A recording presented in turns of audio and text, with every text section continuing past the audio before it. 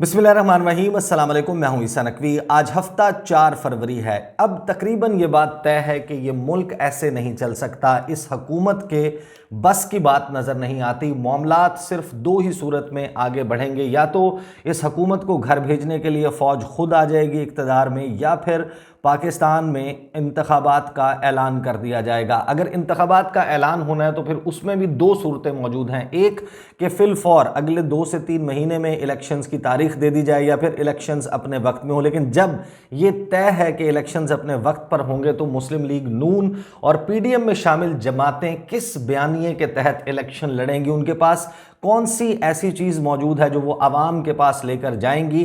तमाम तर बयानी आजमाए जा चुके हैं। इमरान खान साहब को घड़ी चोर कहा, इमरान खान पर दहशतगर्दी का मुकदमा हुआ, उनके ऊपर उनकी एक मुबैना नाजायज़ बेटी के हवाले से मुकदमा जो है वो मौजूद है, असासे छुपाने का केस, इलेक्शन कमीशन की तौहीन का केस। बहरहाल एक लंबी एक तवील फहरिस्त है। 15-17 मुकदमात हैं जो इमरान खान साहब पर मौजूद हैं। उनके जो पार्टी के लोग हैं उनके ऊपर मुकदमात कायम हैं। लेकिन इमरान खान साहब का सियासी बयानिया बिक रहा है, वो आवाम में मकबूल हैं, अवाम उनकी तरफ देख रहे हैं। और हमें अब तक के जो इशारे बताते हैं, जो ज़िमनी इंतखाबात के नताइज बताते हैं, जो मीडिया रिपोर्ट्स बताती हैं, जो सर्वेस बताते हैं कि इमरान खान साहब जो हैं वो इस वक्त पाकिस्तान के सबसे पॉपुलर लीडर हैं। तो ऐसी सूरत में एक बड़ी दिलचस्प बात हुई है। गुज़श्ता 2 से 3 दिन में आगाज़ इसका बड़ा डिफरेंटली हुआ था, लेकिन अब बाकायदा मुस्लिम लीग नून की तरफ से एक नया बयानिया लॉन्च कर दिया गया है। और नज़र यही आता है कि मुस्लिम लीग नून अब इस नए बयानिए के तहत इलेक्शन लड़ेगी। इसको किस पिच पर लेकर जाती है, ये सवाल अभी देखना है कि इसको कितना फैलाया जाता है, इसका दायरा कितना फैलाया जाएगा इस नए बयानिए का, और इसकी जद में कौन कौन आएगा। क्या वो लोग आएंगे जो इनको इक़्तिदार में लेकर आए, जिन्होंने एटलीस्ट ये तासुर मौजूद है कि फैसिलिटेट किया पीडीएम की हुकूमत के इक़्तिदार में आने और इमरान खान के इक़्तिदार से रुखसती को। बड़ा दिलचस्प बयानिया है। और पीडीएम का पाकिस्तान क्या है? क्या पीडीएम का पाकिस्तान जो है उसकी बुनियाद पर वोट नहीं मिलेगा? पीडीएम का पाकिस्तान क्या है, ये सवाल जो है वो गूगल से हम पता करने की कोशिश करेंगे। और इस वक्त किस किस्म का भयानक चेहरा पीडीएम की हुकूमत का सामने नज़र आ रहा है, बहुत ज़्यादा तफसील नहीं रखूंगा। जो लोकल और इंटरनेशनल न्यूज़ आउटलेट्स हैं उन्होंने गुज़श्ता 24 घंटों के दौरान वैसे तो बेशुमार भयानक खबरें जो हैं वो रिपोर्ट की हैं पाकिस्तान से। 9 खबरों के बारे में मैं आपको बताऊँगा। पहले मैं आपको बता दूँ, आपने नोट किया होगा, मैंने उसका तस्करा भी किया था एक वीडियो में, कि मरीम नवाज साहिबा जो हैं वो जब बहावलपुर गई पाकिस्तान आमद के बाद, एक तो उन्होंने ये ऐलान किया कि मियां मोहम्मद नवाज शरीफ चंद हफ्तों में, जैसे ही उनका मौलिद जो है वो कहेगा कि आप अब you are fit to fly, तो वो पाकिस्तान वापस आ जाएंगे। तो वो उन्होंने एक खबर सुनाई। वो बहावलपुर में एक शादी हॉल में खड़े होकर उन्होंने एक कन्वेंशन किया, प्रेस कॉन्फ्रेंस की। उन्होंने वहाँ पर एक गुफ्तगू की थी, लेकिन अब ये गुफ्तगू फैल रही है। उन्होंने बात ये की थी कि 28 नवंबर से पहले पीडीएम की या मुस्लिम लीग नवाज की हुकूमत ही नहीं थी। 28 नवंबर से पहले लाडले के सरपरस्त जो है वो मौजूद थे, वो वहाँ पर मौजूद थे, इमरान खान की सरपरस्ती हो रही थी। तो उससे पहले के वक्त को पीडीएम की या मुस्लिम लीग नून की हुकूमत ना समझा जाए। इसके अलावा मरीम नवाज चीख चीख कर जो गुफ्तगू करते हुए नज़र आती हैं उसमें वो ख़ुद को डिटैच कर रही हैं अपने चाचा की हुकूमत से, कि चाचा जी की जो परफॉर्मेंस है गुज़श्ता 9 माह में उनकी हुकूमत थी, अब तकरीबन 10 महीने पूरे होने वाले हैं। तो ये जो 10 महीने में जो कुछ हुआ पाकिस्तान में, इसकी बुनियाद पर नहीं, वो ये चाह रही हैं कि जो 2013 से 18 के दौरान अंडे का, टमाटर का, प्याज का या पेट्रोल का या डॉलर का रेट था, आटे का रेट था, जो सूरत हाल थी उसको आज से मवाजना करें। आज जो पीडीएम की हुकूमत के दौरान रेट्स हैं इससे आप मवाजना कर लें उन रेट्स को, और मरीम नवाज साहिबा के वालिद साहब को और उनकी जमात को वोट दिए जाएं। 90s में इन्होंने जो है वो मोटरवे बनाने का फैसला किया था, उस बुनियाद पर इनको वोट दिए जाएं। तो ये वो गुफ्तगू है। लेकिन साथ ही ये बड़ी अजीबो गरीब बात थी कि उन्होंने नाम लिए बगैर जनरल बाजवा और जनरल फैज़ हमीद, इन लोगों के ऊपर जो गुज़श्ता एक सेटअप रहा मिलिट्री का, उसको तनकीद का निशाना बनाया। लेकिन अब ये बाकायदा एक बयानिए की सूरत इख्तियार कर रहा है। अब जो मुस्लिम लीग नवाज के पंजाब के सदर हैं और वफाकी वज़ीर दाखिला राना सनाउल्लाह, वो जियो टेलीविज़न के, वैसे भी आपको पता है कि मुख्तलिफ प्रोग्राम्स के को होस्ट जो है वो लगता है कि जैसे वो को होस्ट हैं, हर प्रोग्राम में मौजूद होते हैं, शाहज़ेब खानज़ादा के हों, शहजाद इकबाल के। तो शहजाद इकबाल के वो प्रोग्राम में मौजूद थे और बड़ी दिलचस्प बात ये हुई कि जब राना सनाउल्लाह साहब से मरीम नवाज़ के इस बयान की तशरीह करने का और इसको तफसील से बयान करने का कहा गया कि आप ज़रा बताएं तो सही कि मरीम नवाज़ साहिबा जो कह रही हैं कि 28 तारीख से पहले आपकी हुकूमत नहीं थी, तो क्या इसका मतलब क्या है। इस पर बड़े दिलचस्प जवाब दिए राना साहब ने। मैं आपको ज़रा क्विकली बता देता हूँ उन्होंने क्या कहा, फिर मैं आपको बताता हूँ कि इस वक्त पीडीएम का जो पाकिस्तान है वो पीडीएम का पाकिस्तान क्या है। राना सनाउल्लाह जो है वो ये कहते हैं कि इनके सहूलतकार तो नवंबर में फारिग हुए, उससे पहले तो लॉन्ग मार्च कैसे करना है, कब करना है, कहाँ रुकना है, कितने दिनों में पहुँचना है, ये सारी चीज़ें जो हैं सबको मालूम है। इसमें कोई नई बात नहीं है जिसकी जानिब मरीम नवाज़ साहिबा ने इशारा किया, क्योंकि उनसे सवाल हुआ था कि मरीम क्या कह रही हैं। तो राना सनाउल्लाह साहब बेसिकली यहाँ पर इल्ज़ाम ये लगा रहे हैं कि इमरान खान साहब का लॉन्ग मार्च कहाँ रुकना है, उसकी तारीखें, ये सब कुछ साबिक army chief general Qamar Javed Bajwa की तरफ से दी जा रही थी और फैज़ हमीद भी उसके पीछे थे। बाकियों के नाम उन्होंने नहीं लिए, लेकिन इन दो के आगे चल के वो नाम भी लेते हैं। इसके ऊपर सवाल किया उनसे शहजाद इकबाल ने कि क्या आपकी इस बात का मतलब ये लिया जाए कि 28 नवंबर से पहले पीडीएम की हुकूमत थी ही नहीं, जो भी फैसले हो रहे थे वो कोई और कर रहा था, शहबाज शरीफ वज़ीर आज़म नहीं थे। उस पर राना सनाउल्लाह कहते हैं कि लाडले को प्यार करने वाले, सहूलत कारी करने वाले मौजूद थे ना। 28 नवंबर से पहले जनरल बाजवा की हुकूमत थी। जब दोबारा ये सवाल किया गया तो राना सनाउल्लाह साहब कहते हैं कि जनरल बाजवा और जनरल फैज़ हमीद उसको यानी इमरान खान को फैसिलिटेट करते थे। ये बात तो रोज़े रोशन की तरह आया है। तो फिर वो दोबारा कहते हैं तो क्या इसका मतलब यह है कि शहबाज शरीफ की हुकूमत नहीं थी, आपकी काबीना हुक्मरानी नहीं कर रही थी, कोई और हुक्मरानी कर रहा था। उस पर राना सनाउल्लाह कहते हैं कि कैबिनेट हुक्मरानी भी कर रही थी, फैसले भी कर रही थी, लेकिन साथ साथ इमरान खान को फैसिलिटेशन भी मिल रही थी। उस लाडले को बचाया भी जा रहा था और नचाया भी जा रहा था। ये जो कभी लॉन्ग मार्च कर रहा था, कभी इस्लामाबाद पर कब्जा कर रहा था, कभी ये कुछ कर रहा था, तो उसके पीछे कोई कुव्वत तो थी ना।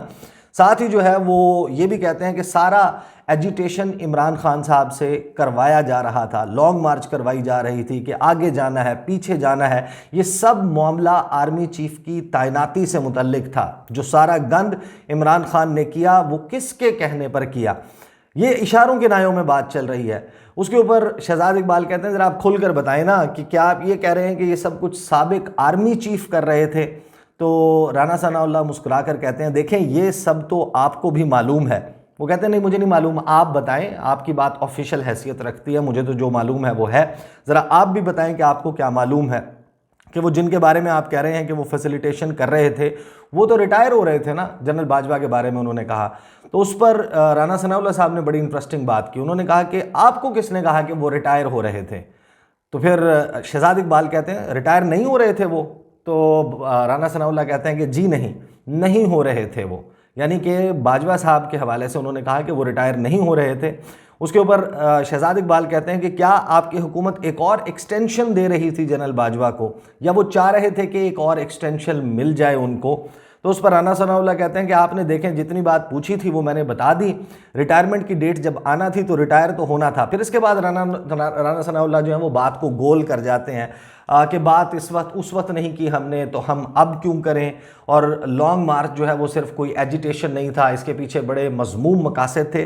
तो बेसिकली अब जो बयानिया मुस्लिम लीग नवाज़ का बनता हुआ नज़र आ रहा है, मरीम नवाज़ और राना सनाउल्लाह, शायद इन लोगों ने रियलाइज़ कर लिया कि अब तक जो स्टोरीज़ इन्होंने इमरान खान साहब के ख़िलाफ़ बिल्ड की वो उस तरीके से कारगर साबित नहीं हुई। और अभी भी इलेक्शंस में जिस किस्म की परफॉर्मेंस पीडीएम दे चुकी है अब तक हुकूमत में आने के बाद, उसमें वो दम मौजूद नहीं है। और उनको आवाम से टमाटर, अंडे और ये तो ना शायद ना पड़ें, या शायद हो सकता है कि पढ़ भी जाएं, लेकिन उनके लिए बहुत मुश्किल हो जाएगा लोगों को कायल करना कि वो इलेक्शन के दिन निकलें और बैलेट बॉक्स में उनके नाम की पर्ची पर मुहर लगाकर उसको पोल करें, उस वोट को। तो जब ये मुश्किल नज़र आ रहा है तो अब क्वेश्चन ये है कि इस मामले को कितना फैलाया जाएगा।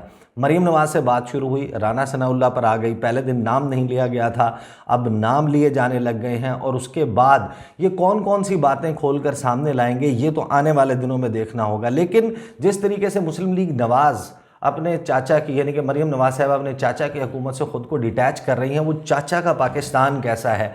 आप गूगल पर जाएँ, आप पाकिस्तान लिखें, न्यूज़ के ऊपर क्लिक करें, जब आप न्यूज़ पर क्लिक करेंगे तो पाकिस्तान से मुतल्लिक खबरें निकल आएंगी, उसमें इंटरनेशनल मीडिया आउटलेट्स शामिल हैं, उसमें लोकल मीडिया आउटलेट्स शामिल हैं। जाहिर है कि जब नई खबरें आएंगी तो वो शामिल हो जाएंगी, लेकिन मैं आपको अभी इस वक्त जो पाकिस्तान की सूरत हाल चल रही है और लोकल और इंटरनेशनल प्रेस पीडीएम की हुकूमत के चलाया जाने वाला पाकिस्तान उसको कैसे रिपोर्ट कर रहा है, एक छोटी सी मैं आपके सामने तस्वीर रख देता हूं। ये सीएनएन मेरे सामने मौजूद है। सीएनएन कह रहा है blackouts and soaring prices, Pakistan economy is on the brink, कि पाकिस्तान की मईशत तबाही के दहाने पर पहुंच चुकी है।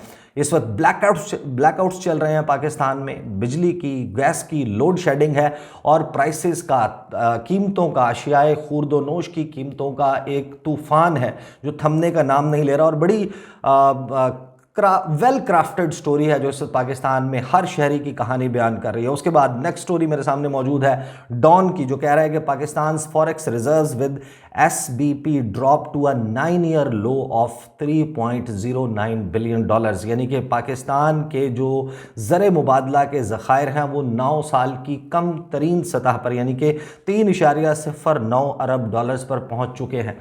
अब इसके ज़िम्मेदार भी शायद ये किसी और को ढूंढने की कोशिश करें।